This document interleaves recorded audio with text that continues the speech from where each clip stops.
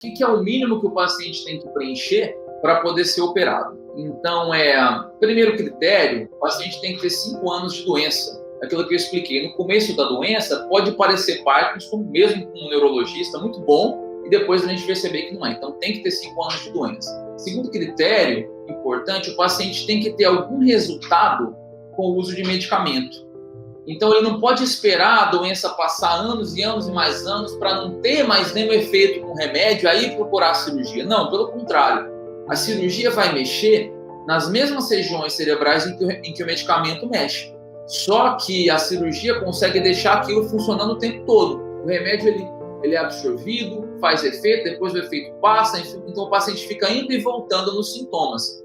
Então, assim, a cirurgia ela faz isso melhor do que o remédio, né? Mais constante, mas ela vai trabalhar com as mesmas regiões. Então, tem que fazer um teste em que o paciente chega primeiro sem remédio no consultório, a gente examina, calcula alguns valores ali, e depois a gente dá o remédio, o paciente espera 1 hora, 1 hora e meia, às vezes, depende de cada um, e é examinado novamente para ver o tanto que o remédio faz diferença. Então, esse teste da levodopa, ele também é um critério para o paciente passar pela cirurgia.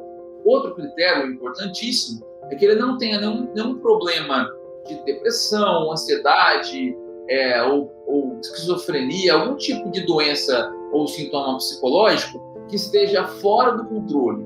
Não é que está proibido fazer a cirurgia, né, porque tem, por exemplo, depressão. Pelo contrário, dá para fazer, mas não pode estar fora de controle. Não pode ser uma depressão que está, por exemplo, com pensamentos de morte graves, né? Tem que compensar esse quadro. Então, tem um teste muito rigoroso, que é o neuropsicológico, para evitar que o paciente tenha algum tipo de problema como esse e depois piore com a cirurgia. Tá? E, além disso, esse teste também vai verificar se existe algum problema muito grave de memória ou de alguma função de concentração, que nos pacientes que estão assim, com muita dificuldade nessa questão, a cirurgia poderia atrapalhar. Então, isso é para ter um pente fino, um filtro muito criterioso mesmo, para que, ao chegar à cirurgia, o paciente tenha benefícios, né, e tenha um mínimo de risco possível. Basicamente, são esses os critérios, né, de seleção.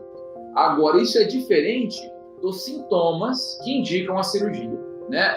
O paciente pode passar nesses critérios, mas pode ser que os sintomas que ele tenha não sejam os sintomas que a cirurgia consiga ajudar. Então, os sintomas, e aí é o principal da nossa aula, eu acho, os sintomas que a cirurgia consegue ajudar. Então, o tremor é um desses sintomas, a rigidez, né, que é aquela dureza, entre aspas, no braço, vai mexer o braço, a perna não consegue, a lentidão para os movimentos, e a discinesia, que é aquele excesso de movimento que o paciente começa a ter por estar tomando os medicamentos. Na hora que o medicamento faz aquele pico de efeito, ele fica com um excesso de movimento, como se fosse uma dança, um movimento como se fosse uma cobra se mexendo. Então, esses são os sintomas assim, mais clássicos que a cirurgia consegue ajudar, certo? Então, o critério é o que o paciente tem que ter para não ter risco elevado na cirurgia. E a indicação já são sintomas que tem ajuda com esse procedimento.